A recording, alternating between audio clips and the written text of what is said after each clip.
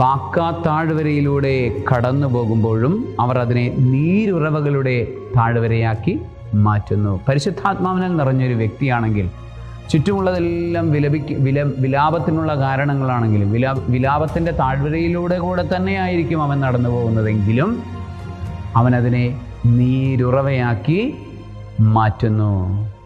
അവനതിനെ ശീതളമായ ജലമൊഴുകുന്ന നീരുറവയാക്കി ആ താഴ്വരയെ മാറ്റുന്നു. പരിശുദ്ധാത്മാവിനാൽ നിറഞ്ഞ വ്യക്തികൾ ചുറ്റുപാടുകളെ നവീകരിക്കുന്നു, ചുറ്റുപാടുകൾക്ക് മാറ്റമുണ്ടാക്കാൻ ശ്രമിക്കുന്നു, ചുറ്റുപാടുകളിൽ നല്ല മാറ്റം ഉണ്ടാക്കുന്നു.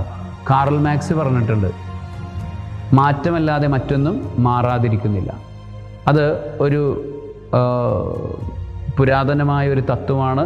ഇന്ത്യൻ ഫിലോസഫിയും അതുപോലെ തന്നെ ഗ്രീക്ക് ഫിലോസഫേഴ്സൊക്കെ പറഞ്ഞിട്ടുള്ളൊരു കാര്യം.